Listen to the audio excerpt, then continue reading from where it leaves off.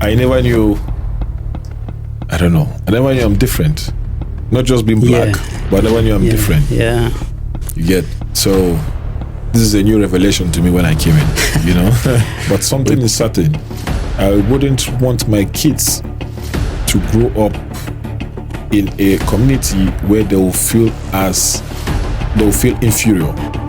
Now, it's two ways, you know, for the mixed kids. You know, question you ask yourself always is, which culture will they belong to? We've actually contacted the video, you know. Sometime, we contacted Burna Boy, Rema, and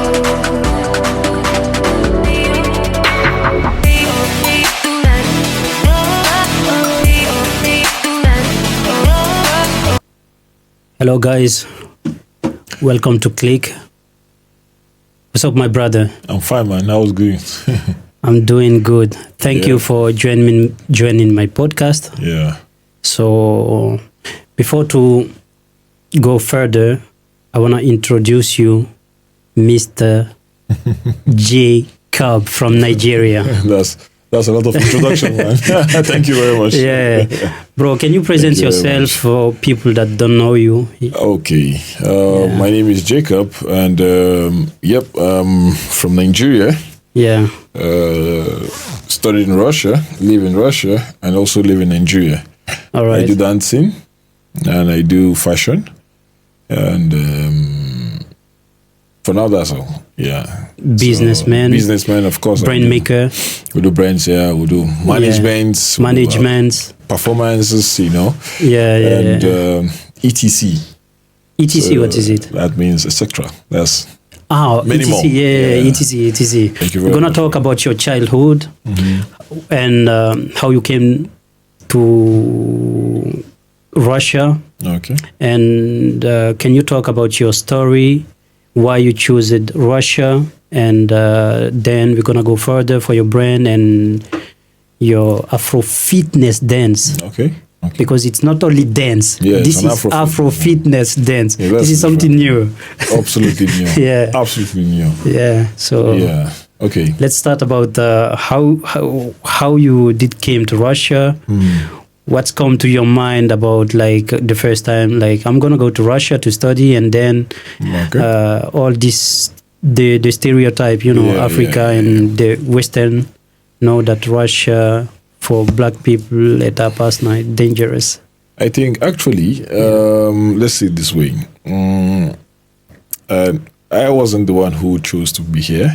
Okay. To come to Russia, actually, I have a relative. All right. Yeah. And he was studying here.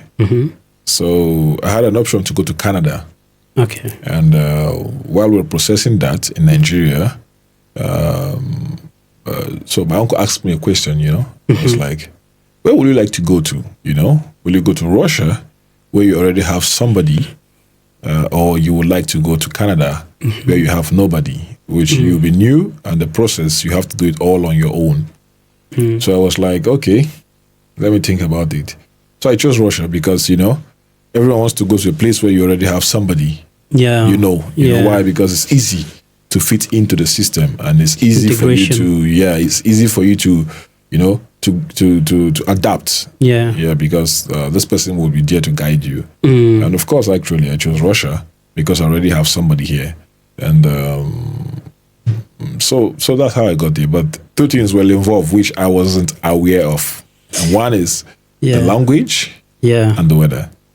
Yes, we saw them in films, you know, but it wasn't as if you really understood how crazy the weather was, you know. So coming down, it was really a really different experience for me. Coming all the way from Nigeria, Africa, and I came in February, which actually is always a very cold period in Russia. So it was crazy actually. First the weather, second the language. I could vividly remember when we were taking Doha, right? I guess that was the airline that time. Doha to Moscow. Okay. The Medvedev. And I remember from Doha to Moscow, the language changed. So people start Straight speaking up. a very strange language. And I was really, really skeptic. Was I in the right Plane. plane? I know you are not, you can't be, you cannot be in the wrong plane because you have your ticket. But this is my first time going, across the ocean, and I was like, okay, these people are speaking something I can't really, understand. Yeah. But let's see. And you have a lot of people who are already drunk in the flight. So Really? like, okay, what the hell is going on? It's a Drunk? party plane. Yeah, a lot of people were just drunk in the plane. Damn. And back then, it was okay. People used to serve like vodka. It was Yeah, more yeah. free where people we can, whatever it is, be it Africa or Russia or Europe.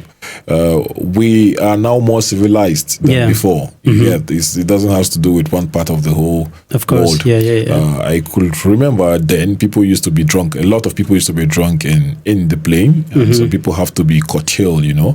But now it's better. People behave much more. Yeah.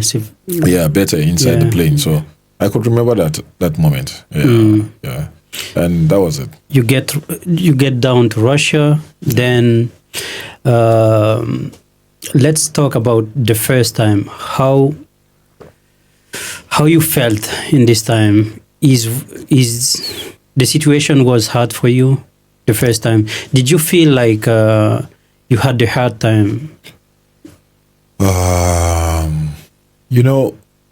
The first time, right? The first time when you came Let me to say Russia. the first time and the first few months or first few weeks, Yeah.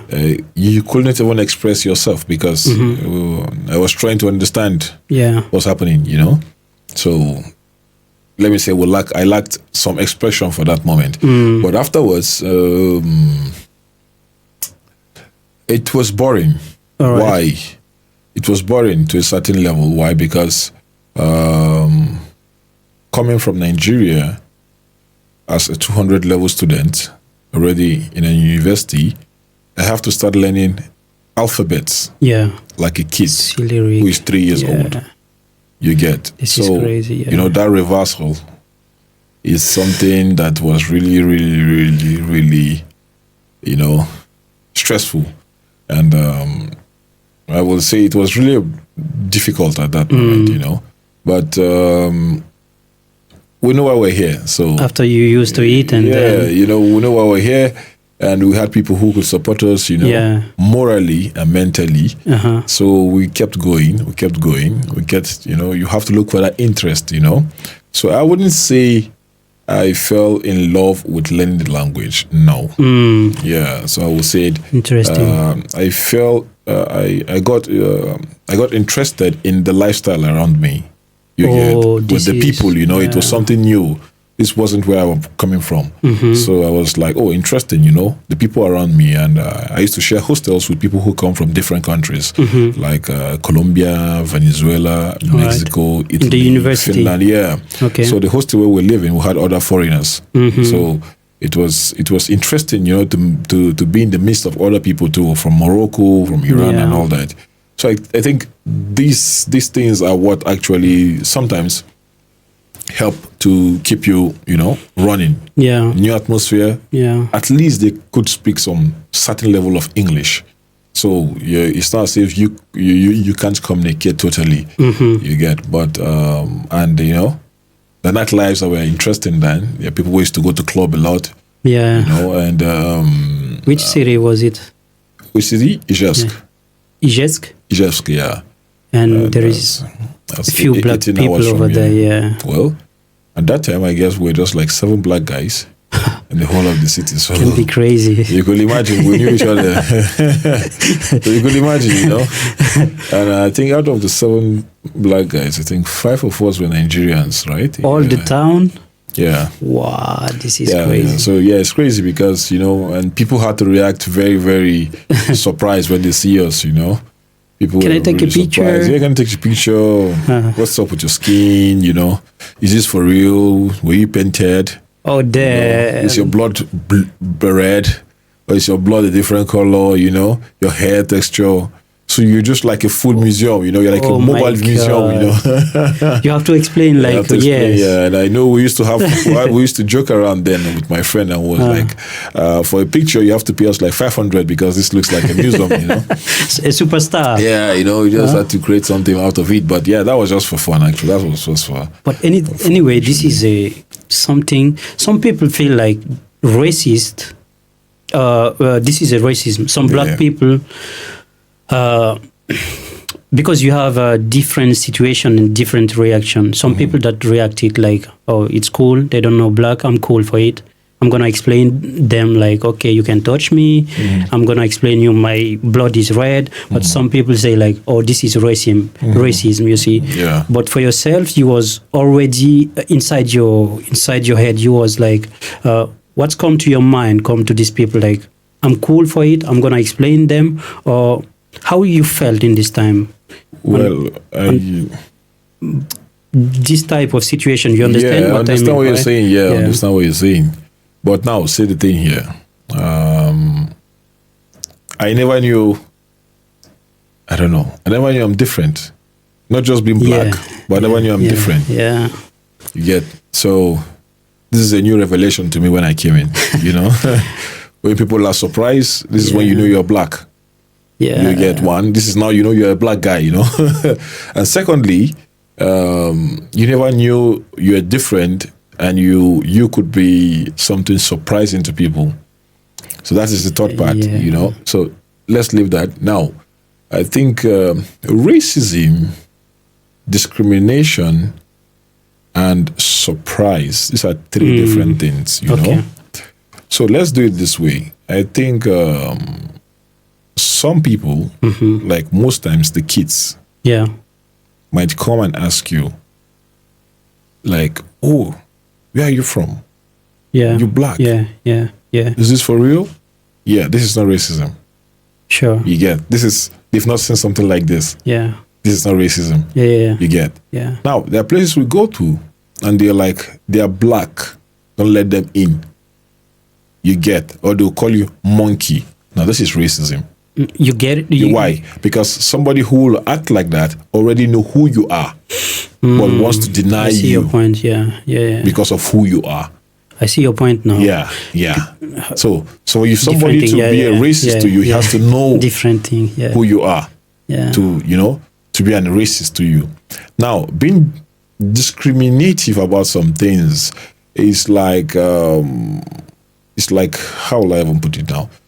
Discrimination in a sense where if others have to do less, you'll be asked to do more. You get what I'm trying to say? Yeah, so they're not putting you guys on the same level. The same. Yeah. But racism is knowing who you are and trying to forcefully deny you of your right because of your color of your skin. Color. Yeah, you understand. So I don't know if I've done a proper explanation, but to my own understanding, these three things are actually different. So we have people who are actually surprised to see your hair. You get to see your skin. You know, to ask questions. You know, of course. One thing I think we should also have discount for is allow people to ask you questions, and you should be able to answer those questions. You know, without being hyper reactive to everything. Just because you are not used to being asked a lot of questions, you know. So if kids come around and asking you about your hair color, your hair texture, what kind of blooding you have in you, you know, is it red or is it different? I don't think that's racism. I just feel this is somebody who doesn't know something and is trying to make know more about it. But when the people start going far of saying because he's black, you know, don't do this for him. You know, so I think now that is racism. Racism. Yeah, so did you experience it in your town? Yeah, racism actually. Yeah, I did experience a lot of racism actually. Yeah, in different parts. You know, even at work. You know, some people were like, you're black, don't shake me. You know, so this is racism. You get. So I remember sometimes when we have to come back at night, and people have to. I got several attacks, you know, on my way back home, you know, at night, you know. So yeah, we got a lot of racism, but at the same time, you know, I still have some nice, beautiful friends from that same city who have always been a big support to me, my career, my family, and everything I've done. So it's always the two ways, you get. But I've always chose to go to the part of the positive, you get, because because I come from a very positive environment, from a positive background, and I've said something like, I don't know how hard you can be on me. Nigeria is so hard, you know. I come from a very, very hard place, so I don't know how hard you want to be, you know, for you to break me. You get your mindset. I've been broken before I get here, so I don't know how much you want to break me. You get so you know, coming from where I came from, looking at my background, you know, my parents and all that, from where we came from, and the kind of country we come from. You know, man. You have to do a lot. I understand your point. I understand, because I come Africa, from a very, very competitive country. Which city? I come from Mina. Mina. Yeah, it's Niger State. It's just some far 3 from hours. Abuja? It's 3 hours away from Abuja, actually, by car. Yeah. You know, but with a good road, it's 2 hours, maybe 1 hour plus. You know, with a good road. It's shorter. So yeah, shout out to Mima, right? Mina, right? Mina, yeah, shout out. Yeah, so that's it. So we come from a place where it is not good enough. So I don't know how bad you want to make it look for you to, you know. Every Nigerian man, Nigerian people that I met, the mindset just blown me up.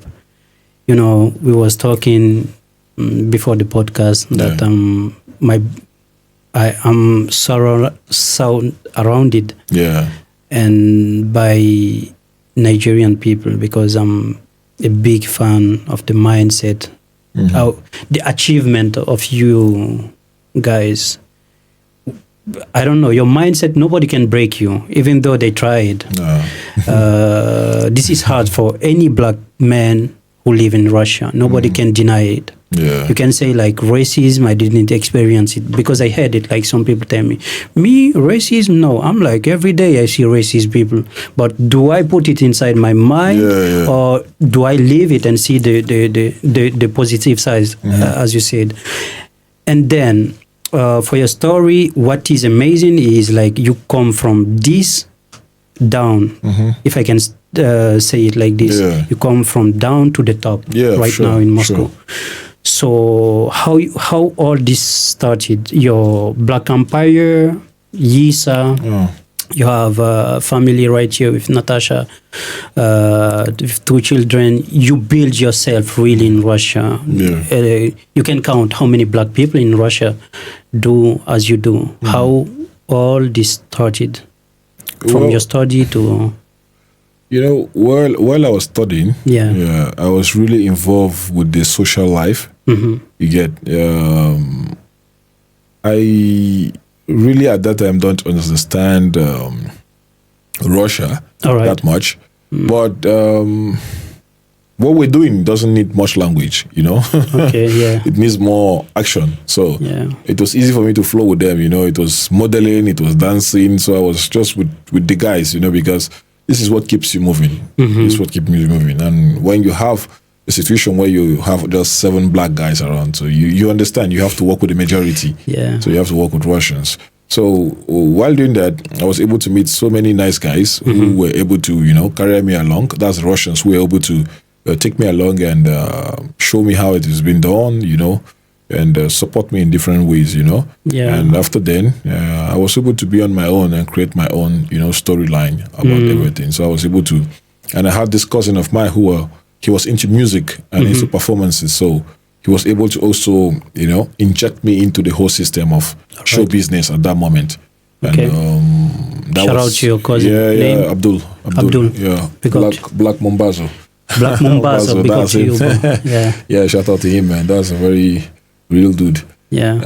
So moving forward, you know, and I became independent of what I was doing. I had my own vision of how I see things should be done differently at that moment. So that's where at that time, so I was pushing for more black people involved in Russians social life, show business and other crafts, because I could see it was very few. So I had some people who were my friends who came from Nigeria, and I told them to get involved into DJing, and they're DJs, big DJs by right now in the whole country, like in Kazan and other places. So I've influenced a lot of people just far beyond me. Yeah, at that time, we had some Africans coming in, a lot of guys coming in. So I was really, really rooting for them to get involved, because I was like, we can do this, I knew we had issues with creating teams, we Africans have that issue. Of course, to be a team, but I was like, okay, good, no problem. You guys can do a lot of things. You can be model, you can be a DJ, you can be what? You can be an MC, you can a lot of things which makes you unique, Just learn the language and the people will actually accept you. Yeah. It's not that difficult, learn the language and people will accept you. It's just like if a Russian comes to Ivory Coast today and starts speaking French, or your native language in Cote d'Ivoire. Yeah. Do you know how people will welcome them? People will be very happy, So language opens doors, actually. Language, when you can speak people's language, it opens their heart. Yeah, so it's very important, for our people who come here. Don't just sit behind. Learn the language. You might need it even if it's not in Russia. You might need it in your own country to be a translator. So just be open to everything you meet. Life is a challenge, life is a story, and you have to walk through it. So that is it. And I think Black Empire came up during the pandemic.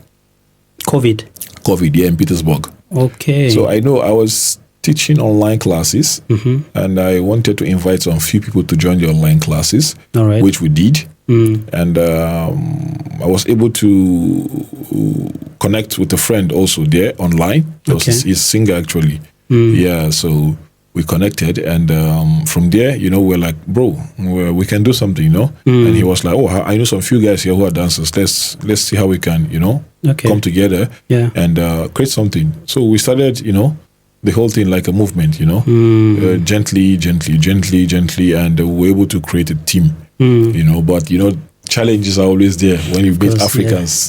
The challenge is always to be a team is always a difficult thing, So that's how Black Empire started, and I will tell you that Black Empire started very fast, very, very fast. We were able to do a lot of great things, bro.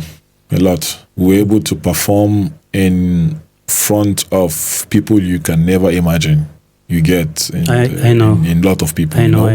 And we're able to reach to people's hearts very quick, within that short period. Actually, we're good. We're very, very good. The reason of Black Empire, before, in my mind, and people are saying, like, Nigerian people bring culture. So it was your thing, like, we want to change, we want to adjust, not just bring, adjust and put something on the table too. That was the idea. The idea actually was like, I started trying to create something like this from Izhevsk, far back, but it didn't work. But in Petersburg, it worked. Now, see the thing here. I've always wanted a group of black guys. All right. I've always been around Russians, which I appreciate being welcomed, Yeah. Well, I was like, we need to push our culture. And when I go to dance with the Russians, they're always interested in the hip-hop. They love the hip-hop, the prom, the break dance. It's nice. Our guys also can do it. We have our guys who can do all these things. Well, I was like, what about our own African style, How can we bring it? And the culture is actually big now. But back then, when I started teaching dance, there wasn't even Afrobeat, bro. There was dance hall. There was dance hall. I was teaching dance hall because Afrobeat was not global yet. Okay. So I was actually teaching dance hall. Yeah, in Russia. Yeah. Because dance hall was closer to the African kind of style. So I was teaching dance hall. Yeah. And when Afrobeat now picked, that pace, then we now switched to the Afrobeat. But the whole idea of creating the Black Empire was actually to have a team of black guys who are from Africa, who can dance the African rhythm, who can actually display and showcase our culture through our own craft. You understand? Which I feel we have the originality. Yeah. And it was easy for us to do it even without rehearsals. You get? So that was the goal. And it was not to to distance ourselves from any other race. It's just for us that I just realized that in the whole Russia, we don't have one group who dances in an African style. Of course. Not the one you see on YouTube or places where people put on naked stuff. No. I mean advanced. Afrobeat is an advanced African kind of sound and style. So we have the old ones, where you go with we call it the kalangu, the tum-tum. That's a different thing. But I wanted something more modern. All right. You get, so that's why I pushed for that. And we're able to realize it. And I'm always happy for the Black Empire itself, because it gave birth to a lot of people who are today also in the dancing, atmosphere. And it's really helped us. It brought us to a kind of stage where the group is still active. The group is still active, but not too active anymore, because we have a lot of guys who have left the country. We had a lot of good dancers who are no more in Russia. I myself was now also not in Russia. I know. So the chain of command was not in a proper shape. So we actually still there, are a team, not but not too active. All right. But all the dancers who are involved in the team are doing good. Are still dancing globally, because of last year, Black Empire was dancing in front of the president himself. So all right. So like we were in all festivals, of over 2,000 capacity. So we're there. It's just that we are not that active when it comes to weddings, anniversaries, and more of the corporate ones. So, but yeah, we're there. If you need us, we'll come up.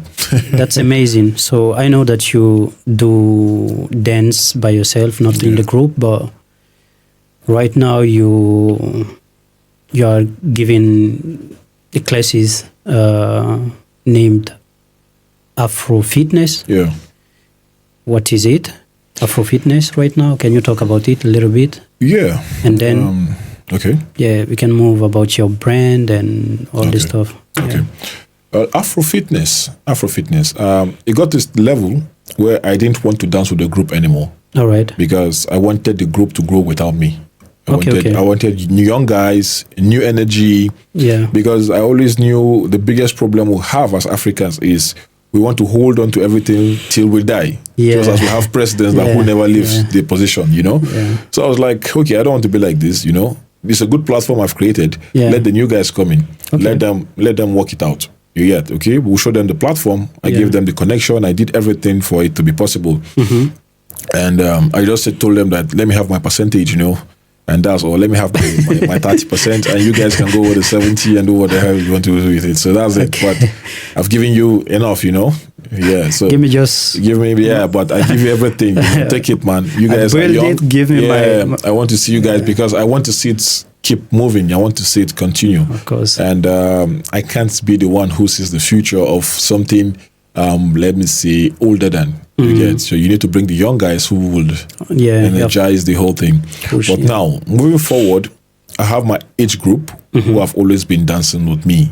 Yeah, you get. So Afro-Fitness is mainly more of dancing with combinations of African. Let me say it's a fitness with the dance steps basics connected together. So you have this basic, this Afro dance, the basics, right? Yeah. I try to bring in the basics and somehow mix it up with the fitness move. So there are some basic moves which actually you can actually switch to fitness. Yeah. Now the idea is to make sure that you are able to go through fitness without being too serious. You get enjoy yourself. Yeah, you should enjoy yourself, but at the same time, you're dropping weights. You're stretching your muscles. And stuff like that. But the thing is, when I'm showing you the steps, your minds are on we're dancing, but on the real day, on the real thing, like you are actually doing fitness. I know. So I want you to enjoy it and don't feel like this is another, you are into some kind of stressful kind of thing, because, or you need to go and take ions, not everyone, it doesn't fit everybody to go to the, to the gym. Fitness is not like, I know, and there are aerobics also, which are nice, but I don't want it to be forceful. I don't want it to look too dramatic. I just want us to have a great time, but at the same time, you go home and you know that, my legs are, wind out, I'm sweating, but it's like I was in a party. I had experience with you last time. Before to be in this, let me tell it, fitness party. Fitness party. I'm like, okay, let me go dance. Let me go dance. But the first 5 minutes, I felt, okay, this is not only dance, bro. I have to be ready for the And when we finished, I was so little bit tired, bro. My muscles, I felt everything. I'm like, oh, this is great, because I went back home. And the second day, I was good. I was really good. And all that you can keep inside your mind at that time, like the dance was good, and but by the same time, you got this energy. You see the fitness energy. So this is something new in Russia. Never. You are the first one, maybe. Yeah, I'm doing it. Yeah, I'm the one. You're the one. Yeah. I never saw it. So how many? I don't know. You take because you are not often here. Yeah, actually, the Afro Fitness started during the pandemic. Actually, where we were all sitting at home. And we had nothing to do. So I thought of something we could do, and also, just try and shake off your muscles and all that, because a lot of people started adding weight because people start eating a lot. Sitting at home, no movement, no exercise. So that's why I brought up the Afro Fitness. So it started as a home kind of exercise. So at that time, I had a lot of people from all over the world actually connecting to my classes, And we had people up to 400, 300. It was in different series, So people a lot connected to the classes online, and that was it. But later, because I traveled, so I had this break, and I had some health issues which I had to solve. So I was not around for dancing for at least a year plus. But now I'm back, so I'm just trying to bring it back, because I want it to actually be a global thing. I really want to put it out. Because I feel it's something people haven't seen, people haven't tried. And I think it's something a lot of people would love to do. For sure. So I recommend it anyway. And people that follow you can see it. You can go check on it. Really easy, actually, but not easy. Not easy and not easy. But you can enjoy. You can enjoy really. That's the most important part. So how many days? Maybe a week. For now, for now I'm doing a 10 days class. All right. When I'm done, I'm going to keep it on only Saturdays. Okay. So I just want to make it Saturdays, 2 hours every Saturday. In Moscow? In Moscow here, for the offline. But I have some online. People can connect as well. Because I think there's a difference when you go to the gym and you push irons. But there's a reason when you come to Afro Fitness. This, you shake it off, you do a lot of weight burn, and you are able to learn some damn steps, which you can use when you go to clubs. So the pluses are more. You should try it. You should try it. I recommend it, because you have nothing to lose anyway. I have nothing to lose, man. That's always nothing to lose. Just only enjoy Afro energy. One try. One try. So let's come to your brands. You do Afro, you do brands, and then talk about music. Afro artist, Iana, techno. Recently, you bring to Moscow. Guys, I told you, the guy is the guy.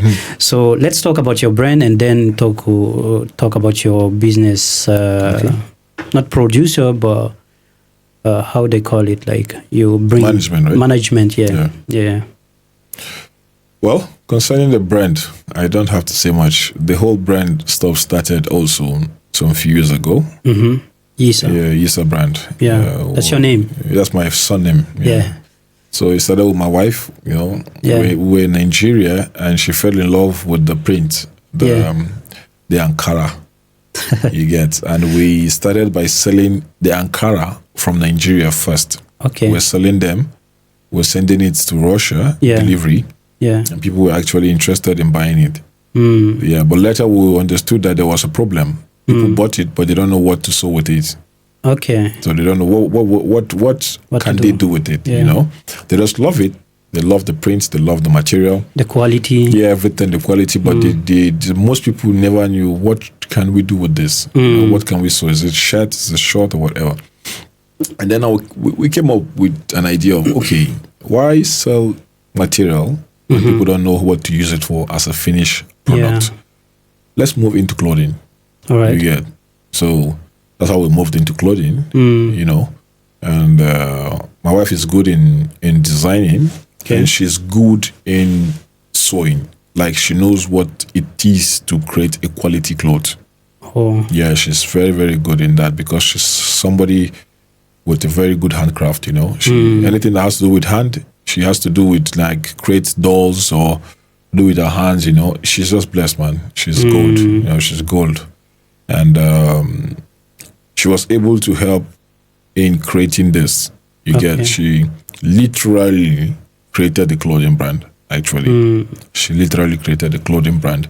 I just supported in terms of the setup, productions, and all that, because I was busy here with my own music, everything. Yeah. So, along the line, we're now like, okay, we can do some universal wears, and this is where we now start creating some universals wear, like trench, like bomber jackets, and etc. But we used to do all these skirts, and top.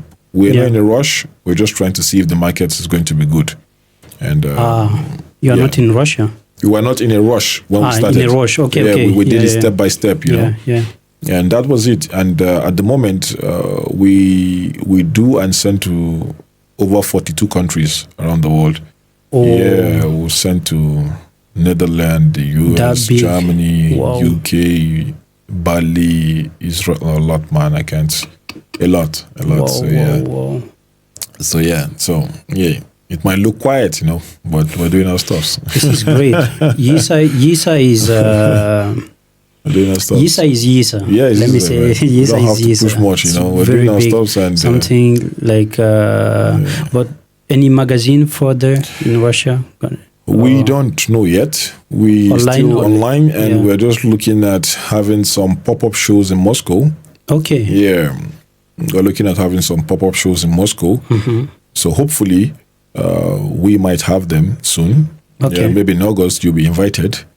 Maybe I hope so. Yeah. So hopefully in August. But let's see how it goes, because we're still working on a lot of things. Okay. On a lot of rebranding and a lot of things. The world is moving so fast. Of course, sometimes you have to catch up. Yeah, but we're people who love to keep it original. So we are being a little bit too careful about how you go with the world. All right. Want to preserve the identity as well. You get so. Can't wait to see it. Yeah. So we're working on a lot of stuff, and hopefully we'll get it done. Maybe August we should be able to showcase something new. Yeah, so that's it. The brand is me, my wife. You get. Big up to your wife, Natasha. And one of the things, big up to her, man. Yeah. Lovely woman. And one of the things she actually pursue through the fashion is to create employment for people in Nigeria who have the skill to sew clothes. So most of the people who work with us, our boys will literally found that they can sew, but they don't have a job. Most of them don't have a rent or even a phone. Yeah, so we're always after those people who actually have the talent, but they don't have a place to work. So this is great. She brought up the idea, and we are working with it till date. Some of them have wives and family, and they can't feed them. And one of the things she has done is she has been able to travel back to Russia frequently to get new skill, new knowledge on how to sew clothes. Yeah. And she, teaches them for free. She teaches them. So the guys are actually good. Yeah, they're actually good because she have worked on them, and they are fully upgraded when it comes to how to work. Yeah, and bro, they can work for the whole day, but we don't allow them to do that. Nigerians, they love to work. Man. Yeah. So we just try to keep a policy of working hours. God blessed you by a good wife. So yeah, we're just trying to make sure we touch lives. It's not just about being commercial. It's not only about making money, but also to see people you can carry along in this journey of life. May God bless you. That is it. You need to have a purpose, and that is our own purpose. You get so. That's why we don't want to be into any hype and anything like what will be. And it will be. It will be. I hope so. Yeah. Amen. It will be. God bless you, we thank God, man. Yeah. It's all from God. This is great. Yeah. This is what we need in Africa because I don't know how I can more explain it. Some people have the opportunity to do it, but they don't do it. Some people have. You need to have the will. Yeah, the will. You see, so you need to have the will, man. Yeah, you need to have the will. Yeah. So and then the management, right? The management, how you came to it. Well, the management aspect is something very surprising, actually. I can remember some few years ago when, actually, first I traveled to Nigeria. Yeah. I've forgotten the year, actually. I wanted to bring a dancer to Russia. Okay. A very popular guy. Yeah. Maybe some people know him today. Pokoli. Yeah. We still have our pictures with him. Maybe I'll have to share with you later. So I remember back then I met him in Lagos and I was like, hey bro, I want to have a kind of dance class, a kind of dance show. Yeah. But I want you to come. At that time, he hasn't even traveled outside yet. He's still he just became popular in Nigeria. Yeah. But as a dancer, I was really, mean to connect with him as quick as possible. Yeah. So when my wife and my friend went to Lagos, traveled to Lagos especially for that. So I wanted to bring it in, but it didn't work because of, I don't know, from his own side too. He doesn't have full understanding of what's supposed to be on my own side. I also don't know how it's going to go. I just have the goal that I'm supposed to bring him. Okay. But how do we gonna do it, man? Yeah. On his own part, he doesn't. On my own part, I like how are we going to go about it? You just put the meat on the table. The procedures were not clear for both of us, because it's my first time trying to do something. This is first time also trying to travel. It didn't work, but no problem. We kept that aside. Then after some few years, Jerry was like, hey, I would love to bring some artists, We spoke, Jerry Lakabana. Okay, Jerry. So he was like, hey, bro, I would like to bring some artists. I was like, okay, yeah, I have some contact. He was like, okay, I have some contact. Okay, let's, he came down to Nigeria. We were all together in Lagos. And we start making all these moves, And before we're able to bring in these guys, him and Charlie Poppy and all that. So, and that's how it started, man. And the next thing was, Jerry was like, okay, how do we bring them, Okay, this is where, this is a confusing question, And he was like, Jacob, can you figure everything out on how to bring them in? Yeah. You get, and do all the stuff that needs to be done. I can fund it, but man, I don't know what we have to do to make sure everything, is happens. good. So I was like, okay, leave that to me, And that was it. And he trusted me and we made it happen. And the guys, you just hit it back again, want you to come to Russia. And that's how it is, Each one, same time he'll call me, bro. Another time for you to do your magic. So this is how it started. And Pokole came 2 years ago? I think 3 years ago. 3 years ago. Started from there, and then we had Poku, and after we had Poku, we had Nyanya, Petersburg, right? We had who again? And how Nyanya, right? Yeah. You got the contact? Nyanya has a friend who is in Russia. They studied in Russia here. He lives in Russia here in Petersburg. Okay. So he's a very good friend of Nyanya, back from Nigeria. So that was an easy one actually. Okay. Because he was, the guy just spoke to Nyanya on his own. I just had to help him with some processes on how to get here, That was all. But his friend was able to, contact him, That was easy? Get him committed, and that was it, yeah. Most times these guys, when you have somebody who knows them very well, maybe a friend or somebody who is respected in the industry. Yeah. It's easy for you to actually, bring them in. Yeah. It's easy to contact them. It's easy to start, establishing that communication when you have somebody who knows them. But you know the guy. Yeah, of course, who knows the guy. It's always somebody who knows somebody. Okay, what about techno? How you did it, bro? Techno, because it's bigger, man. And then bigger. I don't know. Maybe next time Davido, who knows? We've actually contacted Davido. Yeah. Time, we contacted Burna Boy, Rema. Yeah, no, not Davido. It was Asake, Rema, and Burna Boy. Yeah. Okay. It's working on? Buju, Joe Boy. We've contacted a lot of people, man. Is it working on? Huh? We can have them. We can have them, but the funds are not available yet. Okay. We can have them. We can have anybody, man. Let's keep it on secret. It's business, It's business, They are doing this business for them. Let's talk about the techno part, and then I'm gonna ask you about the financial things, if you don't mind. Okay. And how you did the connection for techno to bring him here? Well, as I said, we have somebody we know very well in Lagos, who techno respects a lot. Okay. So when we spoke to him about our intentions, he told us no problem. He was able to communicate with techno and agree some fees and all that. And, and the whole thing. But these guys are always scared of coming to Russia. I don't know why. So of course, So that was it. Yeah. Then after that, I was communicating with him and the manager on all the process of how to get here. Great thing. I was shocked. When he was in Abuja for the interviews and all that, we were all together. Yeah. Whenever they come, we're all together. Back in Lagos, the same thing. Crazy. They're actually nice people. These artists, they're always nice guys. Most of them are nice, but nice. Not easy to reach.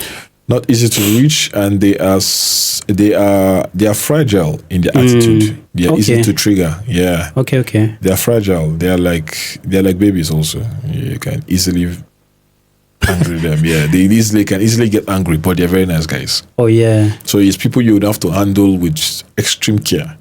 Okay. How you talk with them, how you attend to them, how you give them space, how you come to them. Like people who they like space. They want to be with you, but they like their space. So you have to, it's people you have to read them emotionally very, very. I see. It's very important. What about the check now? The check will be difficult.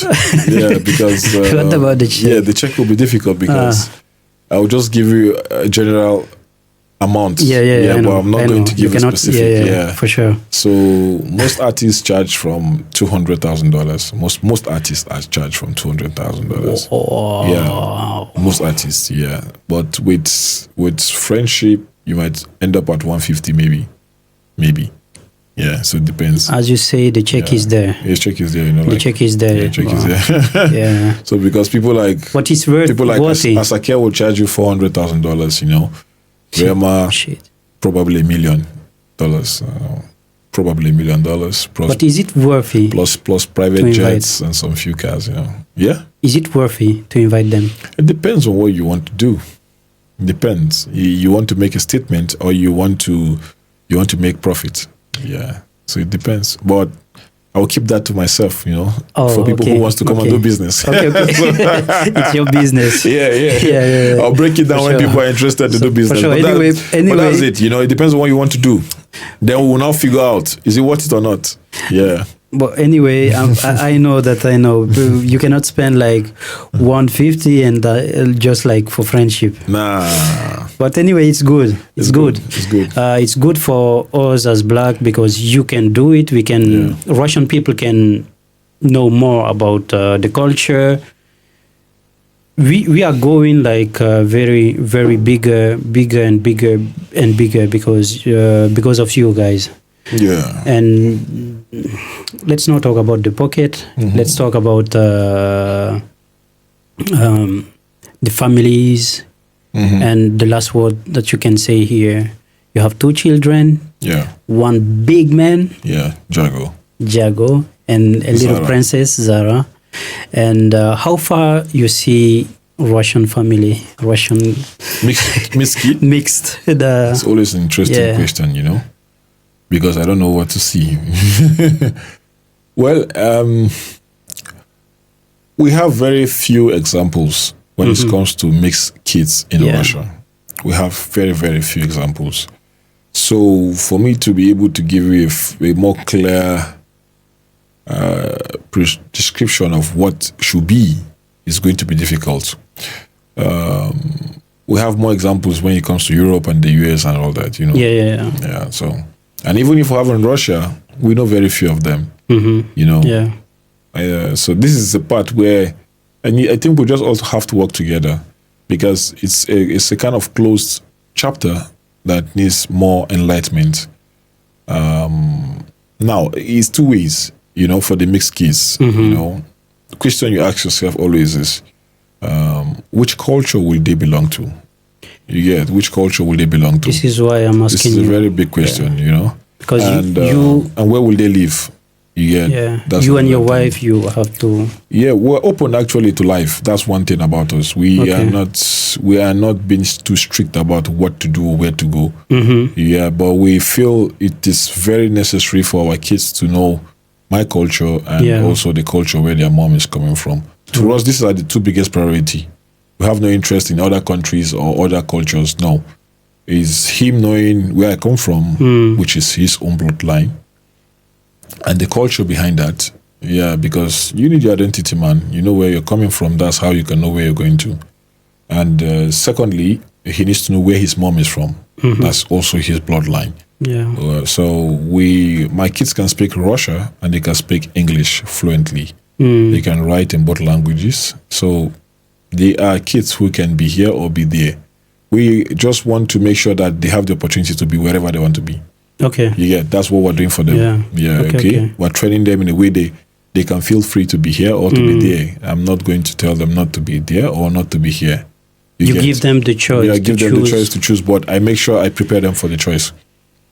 Okay, not just like you have to be Nigerian because I'm Nigerian, I'm the father, we prepare them for the you choice, have the choice to... You have the choice, to be where you want to be. And now they won't be scared to make the choice because they have the knowledge. Yeah. They have the information. If they want to be in Russia, they know they have the information of how I can be here. Okay. If they want to be in Nigeria, they also know how they can do it to be in Nigeria. So we are just preparing them for both things. Yeah, they might grow up and say they want to live in China. So that's it. Who knows? We don't choose destiny for people, Of course. Yeah, but we prepare you. You have to prepare your kids for it. Now, I don't know how the community of the mixed kids are in Russia. I have no clue. Okay. I have no clue. Okay. What most of the mixed kids do here, I have no clue. Where they work, some people say where they work, what kind of how they've been accepted in the community. I have no clue about that. I have a clue of how I go through my own things as a black person. Yeah. So, but something is certain. I wouldn't want my kids to grow up in a community where they will feel inferior. Rashid. Inferior means they will feel. Like I understand your like no. I won't allow that because leave the education and everything you want to talk about. Like to me, my kids, the confidence is important. Yeah, if you meet my son, you know what I'm talking about. Like my kids must have the confidence. Wow. Yeah, the confidence must be on 100 of whatever they're doing. Wow. You get so. If the confidence will be broken here, then they can't be here. You get. I'll make sure I prepare them. If it's in Nigeria, let them be in Nigeria. When they grow and they have the confidence, they can come back. You get. Oh, so this is the choice to be like in Nigeria for right now, for them to grow in Nigeria. Yeah. Is it a choice? It's a choice, actually. Because I understand your point. Like in Russia, student, not only student, children, like it's easy to vex, easy to... No, there are some things I can't accept, Yeah. Like half where I'm from, and bro, I'm the man of the house. It's my home. The family is my family. Yeah. I created it. Yeah. I was the one who told my wife I love you and I want to create a family with you. She's not the one who told me that. I was the one who told her that. Of course, so it's my family. Yeah, she's everyone is part of the family, but I am the one to lead the family. So it's important that the principles that guide our own heart in the family is proper. Wow. Yeah, it's proper. I no bad feelings to whatever the bring up here is for the kids. You get right? They're doing their thing. But with this is their own culture. This is how they do it. You get? It's nothing wrong about that. It's their own thing. But it's not something I can accept for my own kids. You get? So that's why I have to give them what I think is right on my own side. So not to how I can, because you have kids who can challenge elderly people a lot. Yeah. You have kids who, if you a lot of things, even when we're kids, we could go and do some bad things, Of course, yeah. But we do it secretly. Yeah. There's a level of how you should respect even when you are doing something wrong. Of course. You should have a fear when you're doing it. Yeah. But when you have kids who are not even scared of doing wrong, that's dangerous, man. If I'm right, if I do understand you, what you mean by this is about culture. Yeah, culture. Not about race. Yeah, no, it's culture, man. So, because I have to make it clearly, he talk about culture, because in our culture, children have something that officially you cannot do. Of course you can. If you want to do it secretly, if I want to smoke, my mom never see me with a cigarette. Yeah. But in Russia, you have many children, like 12 years old. He can ask you, can I smoke or something like this. So you talk about culture. Yeah, I'm talking about culture. Yeah. When you have respect and some little fear as a kid, even if you want to do a bad thing, you have to limit it because you don't want to get caught. Yeah. Now, if you don't have that fear or respect, you don't limit it. Yeah. And I don't want issues where my kids are into depression and for unnecessary things. Kids are into depression. For what, man? You're supposed to be in school studying and you're supposed to be like the other kids, creating some creating phones and doing. Why will a kid be thinking of depression? What have you done to be depressed? Yeah. When you have been taken care of, you should be thinking of how to be inventing new things. Many people don't know, but in Russia, do sports, or do something, man. You can't sit and be playing, Many children here, what he's saying, many children are depressed here. And we can see it a lot. In Europe, America, right here in Russia, they really have some things going on. I don't know how I can explain it. It's about the culture, the education, for sure. I don't even know. The bullying also. I don't even know what the reason is, actually. The bullying also in the school, nobody can explain it. Anyway, it's may God bless your children, bro. Amen, man. Yeah. I remember sometimes I've had issues like that where my son feels like it's boring and whatever. And I'll tell him simple. It's boring? Yeah, okay. I'll give him plates. Go and wash the plates. Go and clean the house. And that's true. Go and do something. And he was like, oh, daddy. And he'll do it. And I'm telling you, when he's done, he feels energetic, he feels active.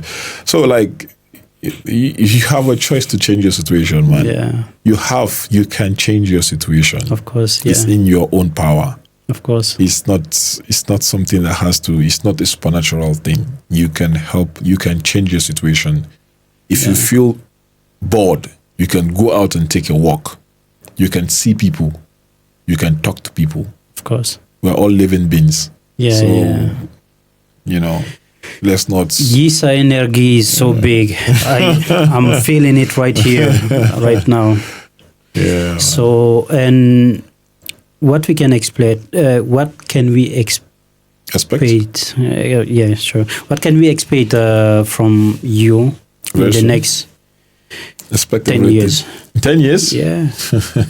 Yissa in 10 years. 10 years. 10 years is a lot, man. What can you see yourself in 10 years? 10 years. 10 years. 10 years. 10 years is a lot. Many plan. Maybe 5 years. I don't know. 10 years. Okay, let's do 5 years. 5 years. Yeah, 5 years. From now. Yeah. 5 years. I'm working on making sure a lot of things we do are global. You know, a lot of things we do are global. We are making sure that a lot of things we do are global when it comes to the Afro-Fitness, the fashion, you get, and the music as well. Yeah. My prayers and my mind and my spirits is working towards a very positive way that in the next 5 years this thing should grow bigger. Bigger not just because I'm involved, but bigger than me. You get why? Because I love to see things this way. Let me explain what I'm trying to say. When you invest in something, you've invested in your own kids' future. Yeah. You get. So it means even if I'm no more an active person in this industry, my kids have something to come into. You know, we are the ones to create your future, bro. Yeah. Nobody's going to do it for us. We are the ones to create it. Yeah. Sure. You get. So creating a future is like planting a tree. Yeah. You get. So I always want to be a part of creating something, future, something much more than just bigger than you, bigger than me. Something that when I'm gone it stops. No. Yeah. No. So yeah, so I'm just hopeful that even we as Africans, and I'm hopeful that the Russians, you know, will also accept these things. It has no harm to their community, it has no harm to their culture, it has no harm. It's only a plus. Yeah. So I feel in the next 5 years I pray and I hope that all these things become a global thing. Yeah. So I hope so. We believe that you already changed it a lot here. Yeah. Because from, let's say, 5 years. Yeah, the last 5 years last 5 years you've been busy already. You've been busy, man. You changed a lot of things. So thanks for coming. We're going to do more. We have your podcast, so you are there to always put out the storyline. So I'm watching you.